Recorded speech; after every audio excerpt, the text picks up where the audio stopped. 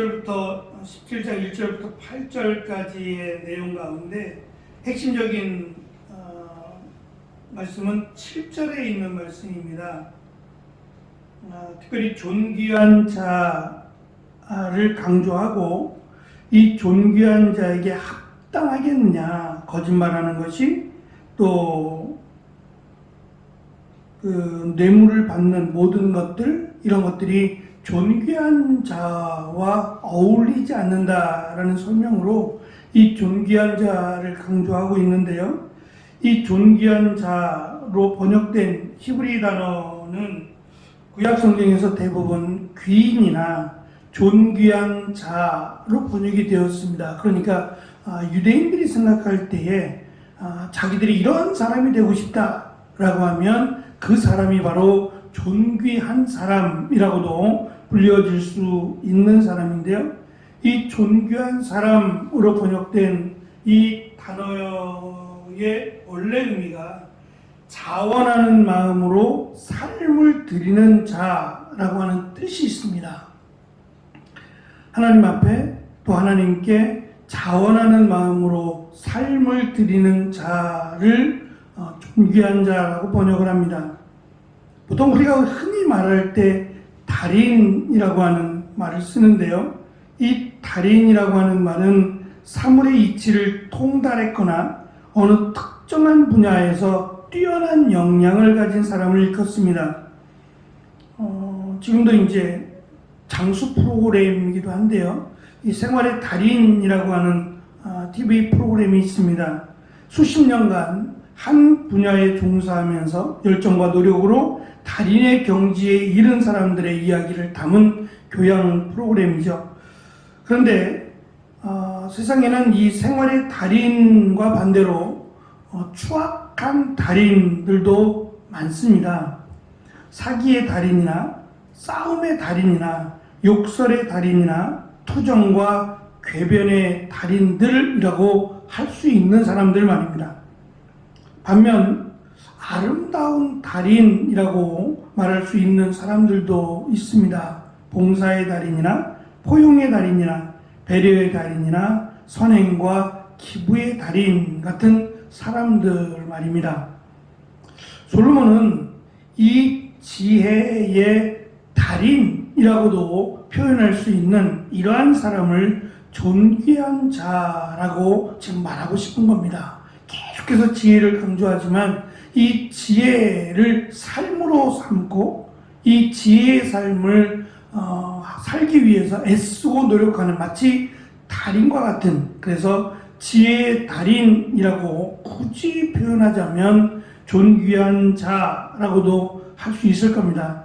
그래서 우리가 읽은 1절부터 8절에는 존귀한 자에 대해서 7가지로 교훈을 지금 합니다. 먼저 2절에 보면 그의 능력과 인품이라고 하는 것은 출생의 약점을 극복할 수 있음을 강조합니다. 아무리 출신 성분이 미흡할지라도 그의 능력이나 또는 그의 인품이 뛰어나다면 태어나면서 결정된 그의 출신의 약점을 얼마든지 극복할 수 있다는 것이고, 반대로 그의 출신 성분이 화려할지라도 부도덕하고 무능력하다면 그가 가지고 태어난 그의 출신 또는 권리를 빼앗길 수 있음을 강조합니다. 3절에는 이 도가니의 비유를 통해서 하나님께서는 역경을 통해 마음을 연단하신다. 그러니까 내 뜻대로 되어지지 않고 오히려 고난 가운데 내가 있다고 할지라도 그 고난도 과정이라는 거예요. 3절에 보시면 도가니는 은을, 풀무는 금을 연단하는 도구입니다. 그 은을 연단하고 금을 연단하는 그것 때문에 짜증나는 사람은 없어요. 왜냐하면 결과가 분명하기 때문에. 이 도가니나 풀무의 과정을 거쳐야만 순전한 은과 순전한 금을 만들어낼 수 있기 때문에 그것을 만드는 과정이 힘들다고 해서 그것을 짜증내거나 불평할 사람은 없다는 거죠. 마찬가지로 우리가 세상을 살아나가면서 예상치 못한 고난이나 또 환난을 당할 때 그것 때문에 짜증내지 말 것은 적어도 지혜의 단인이라면, 존귀한 자라면 그것이 한 과정이다. 내가 하나님 앞에 더 잘 사용되기 위해서 거쳐가는 과정이라고 여겨야 한다는 겁니다. 그게 지혜로운 달인이라고도 말할 수 있을 거라는 얘기죠. 4절에 보면 거짓말과 악한 말에 귀를 기울이지 않는다는 겁니다. 적어도 존귀한 자라면 그런 쓸모없는 것에 마음을 빼앗기지 않아야 한다라는 것이고요. 5절에 보면 가난한 자를 조롱하는 것은 하나님의 형벌을 자초하는 것이기에 결코 해서는 안 된다는 겁니다. 태어나면서부터 이 세상이 그런 거지, 태어나면서부터 모든 인간은 하나님의 형상을 담고 태어납니다. 그만큼 이 세상의 어떠한 것들, 인간을 제외한 동물이 됐든 뭐가 됐든 비교조차 할 수 없을 만큼 귀하다라는 것을 인정하는 것이 지혜로운 달인이 가져야 될 마음임을 강조합니다. 6번째는 부모를 공경해야 된다는 거죠. 아마도 이러한 내용들은 솔로몬 시대에도 부모를 공경하지 않거나 또는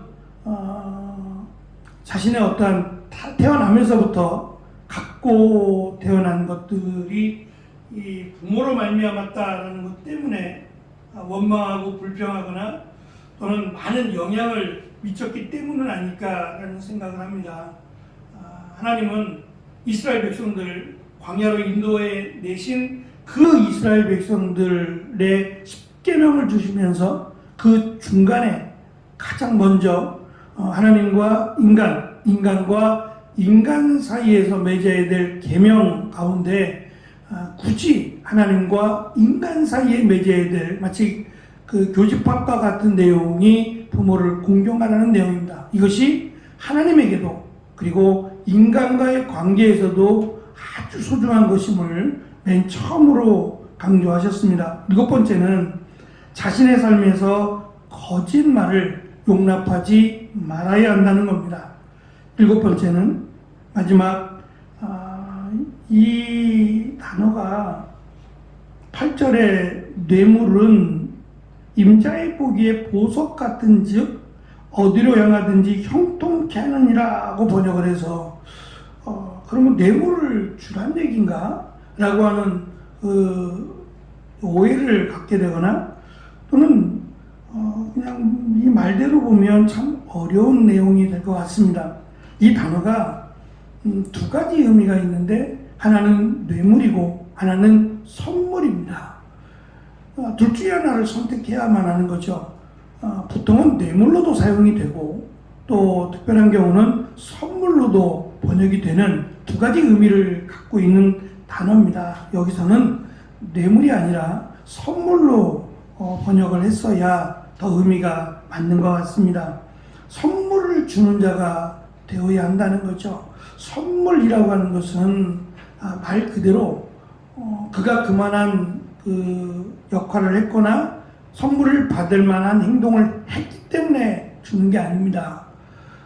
그냥 내가 그에게 주고 싶어서 또는 그를 생각하기 때문에 주는 것이 선물이겠지요.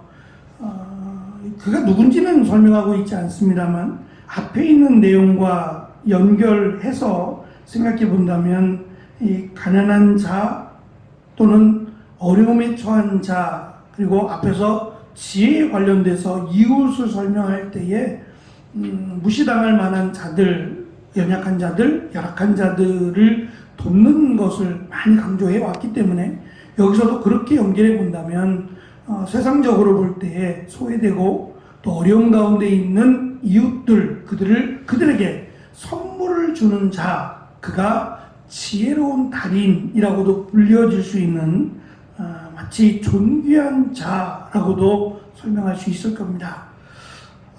하나님 보시기에 하나님이 존귀하게 사용할 만한 사람, 말씀드린 지혜로운 달인이라면 적어도 이러한 일에 주저함이 없어야 될 것이고 이러한 삶을 살기 위해서 힘쓰고 노력할 할 것이다 라고 하는 것이 솔로몬이 오늘 말씀 가운데 존귀한 자, 또 그렇게 되기를 원하는 사람이라면 이렇게 7가지의 내용을 숙지하고 또 그것을 힘을 쓰는 사람이 되라고 강조합니다.